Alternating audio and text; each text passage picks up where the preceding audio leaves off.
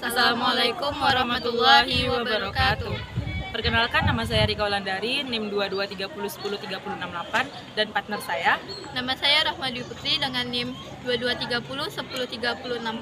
Kami dari MPIC akan menjelaskan tentang manajemen layanan khusus pendidikan. Selamat menyaksikan. Baiklah, saya akan menjelaskan tentang konsep manajemen layanan khusus pendidikan. Yang pertama, pengertian manajemen layanan khusus pendidikan. Menurut Kamus Besar Bahasa Indonesia, pelayanan memiliki 3 arti. Yang pertama, perihal atau cara melayani. Yang kedua, upaya memenuhi kebutuhan orang lain dengan menerima imbalan, seperti uang. Yang ketiga, fasilitas yang diberikan sehubungan dengan jual beli barang atau jasa.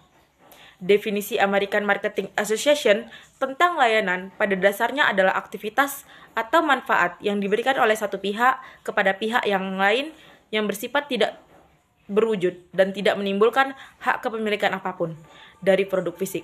Secara etimologis, pelayanan berasal dari kata service. Ini berarti membantu seseorang mengurus apa yang mereka butuhkan. Layanan adalah pemberian layanan khusus kepada siswa atau organisasi yang tidak terkait langsung dengan proses belajar mengajar di kelas. Namun, hal tersebut diberikan secara langsung kepada siswa oleh pihak sekolah, agar mereka dapat melaksanakan proses pembelajaran secara lebih optimal. Sesuai dengan definisi di atas, manajemen pelayanan secara efektif dan efisien mencapai tujuan dengan membantu, mengatur, dan mengatur perpindahan barang dan jasa dari satu pihak ke pihak lain. Karena satu-satunya tujuan dari layanan tersebut adalah untuk memuaskan pelanggannya. Prinsip layanan tidak diragukan lagi diperlukan untuk pelaksanaannya. Dengan kata lain, penyedia layanan harus mempertimbangkan prinsip layanan berikut saat memberikan layanan. Yang pertama, kesederhanaan, yaitu prosesnya mudah diikuti, dipahami, dan dipraktikkan. Contohnya, tata cara pembayaran uang atau uang sekolah, pengecekan buku di perpustakaan, dan lain sebagainya. Yang kedua, kejelasan, yaitu dalam hal persyaratan teknis dan administrasi, kelompok kerja atau pejabat yang berwenang dan bertugas memberikan pelayanan, menangani keluhan atau masalah yang timbul selama pelaksanaan pelayanan, serta rincian tentang biaya dan prosedur pembayaran. Semuanya harus diperjelas. Yang ketiga, kepastian waktu. Dapat diselesaikan dalam waktu yang ditentukan. Pertimbangkan tanggal jatuh tempo pembayaran perlengkapan sekolah. Yang keempat, akurasi, yaitu akurasi yang diinginkan adalah produk yang dapat dibuat dengan presisi dan penelitian. Misalnya, pemberian kwitansi lunas kepada siswa yang telah melunasi SPP. Yang kelima, keamanan, yaitu prosedur dan produknya yang terkait dengan berangkas yang dimaksud menawarkan rasa aman dan kepastian hukum. Yang keenam, tanggung jawab, yaitu lembaga pendidikan Islam harus bertugas menawarkan layanan dan menyelesaikan setiap masalah yang mungkin terjadi. Yang ketujuh, kelengkapan sarana dan prasarana, yaitu akses internet, tersedianya fasilitas telekomunikasi dan informatika, kamar mandi, musola, AC, dan penunjang lainnya juga penting. Yang ke-8, kemudahan akses, yaitu lokasi. Seperti pusat layanan, dapat diakses dan memiliki akses ke telekomunikasi dan teknologi informasi. Yang ke-9, disiplin, kesopanan, dan kebaikan penyediaan layanan, yaitu tingkah laku manajer dan karyawan lainnya harus bersifat ketat, sopan, dan jujur. Yang ke-10, kenyamanan, yaitu lingkungan kerja harus rapi, bersih, dan nyaman, dan serta dilengkapi dengan berbagai fasilitas penunjang pelayanan, karena kegiatan pendidikan benar-benar kegiatan pelayanan. Semua siswa harus merasa nyaman dalam peraturan ini. Manajer pendidikan juga harus membuat stafnya yang ingin berkonsultasi dengannya merasa nyaman. Selanjutnya adalah fungsi manajemen pada layanan sekolah, yaitu sebagai berikut. Yang A, perencanaan. Untuk mencapai tujuan yang ditetapkan, perencanaan adalah serangkaian tugas yang telah ditetapkan yang harus diselesaikan dalam jumlah waktu yang telah ditentukan. Perencanaan, menurut Anderson dan Bauman, adalah proses mempersiapkan sejumlah keputusan untuk tindakan masa depan. Yang B, pengorganisasian. Proses manajemen pengorganisasian bersifat dinamis. Proses memilih kegiatan mana yang perlu diselesaikan, mengatur tugas untuk membagi pekerjaan di antara anggota staf, mendefinisikan departemen, dan mendefinisikan hubungan atau disebut sebagai organisasi. Selanjutnya, yang C, yaitu pelaksanaan. Dalam pelaksanaan fungsi actuating layanan sekolah ini, kepala sekolah memegang peranan penting dalam pelaksanaan kegiatan yang mengaktifkan layanan sekolah, agar semua pejabat yang ditugaskan pada layanan sekolah dapat melaksanakan tugas dan tanggung jawabnya dengan benar dan termotivasi, sehingga tujuan sekolah tercapai. Yang D, pengawasan, yaitu pengawasan dalam layanan sekolah adalah proses pemantauan, penilaian, dan pelaporan atas pelaksanaan untuk pencapaian tujuan yang telah ditetapkan secara korektif guna penyempurnaan lebih lanjut dalam meningkatkan layanan sekolah. Beberapa layanan khusus pendidikan diantaranya sebagai berikut. A. Layanan pembelajaran. Manajemen perlu memeriksa infrastruktur dan layanan yang ditawarkan oleh fasilitas pembelajaran dalam hal pendidikan, menyusun komponen internal proses belajar mengajar, baru setelah itu memberikan penghargaan kepada siswa yang layak, mendorong partisipasi siswa dalam kompetisi dan layanan lainnya, membantu siswa belajar lebih baik. B. Layanan perpustakaan sekolah.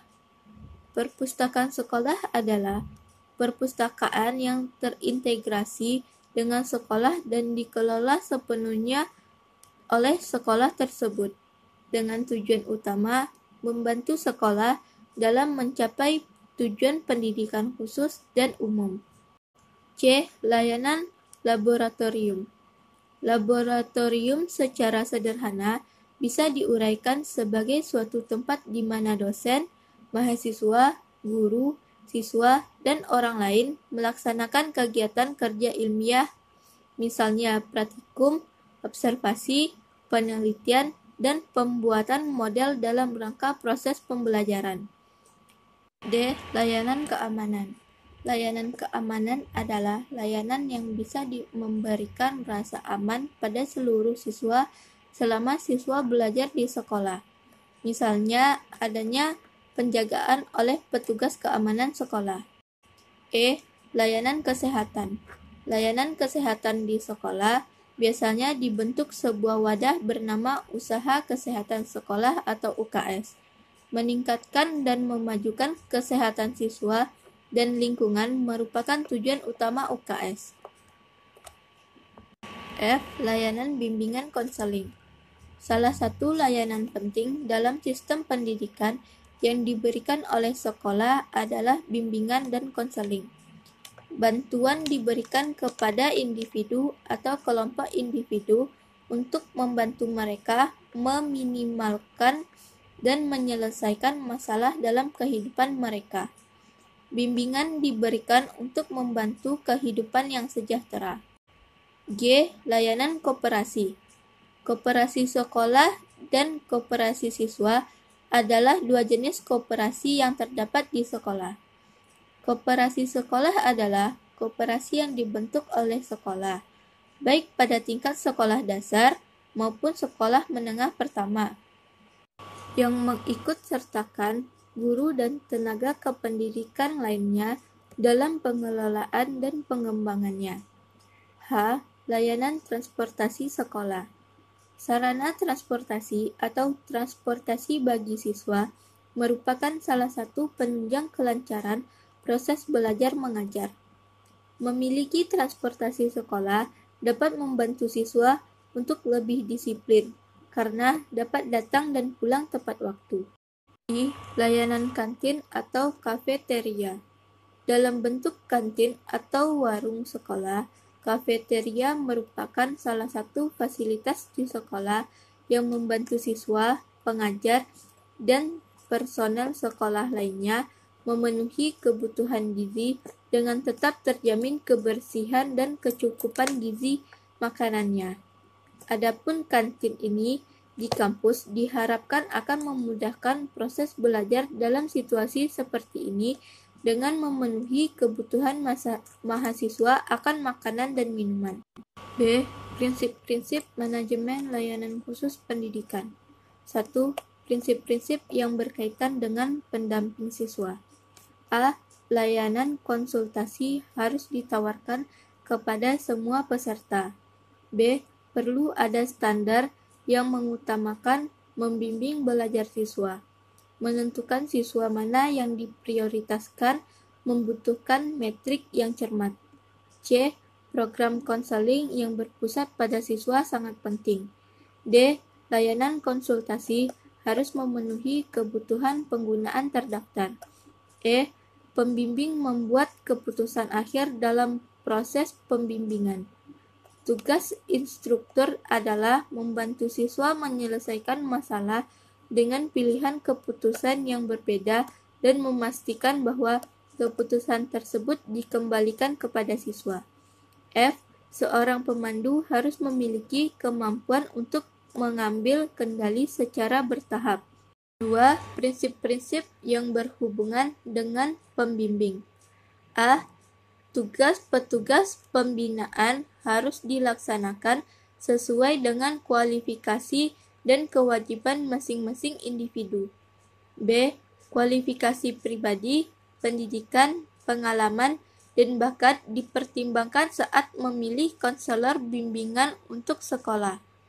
C. Melalui berbagai pelatihan, petugas bimbingan harus memiliki kesempatan untuk berkembang secara pribadi dan profesional. D. Untuk mempengaruhi individu yang sedang dipertimbangkan menuju penyesuaian diri yang lebih baik, petugas bimbingan harus menggunakan informasi tentang orang yang dibimbing dan lingkungannya yang tersedia saat ini. E. Informasi pribadi mitra pembimbing harus diperlakukan secara rahasia oleh petugas pembimbing. F. Dalam melaksanakan tugasnya, petugas pembimbing harus menggunakan berbagai metode dan teknik yang tepat. G.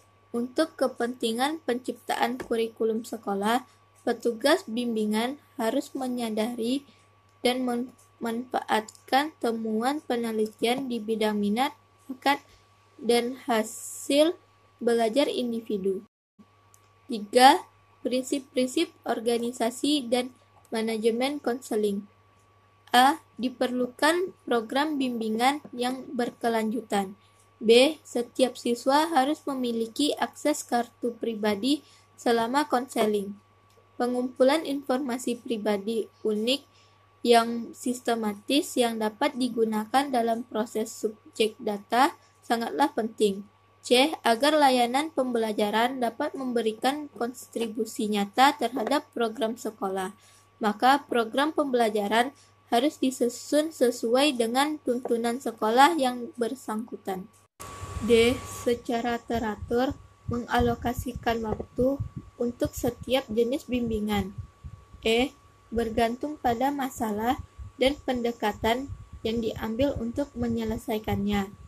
Panduan harus diberikan baik secara individu maupun kelompok. F. Kepala sekolah pada akhirnya bertanggung jawab untuk melaksanakan pembinaan. C. Teknik-teknik manajemen layanan khusus. 1.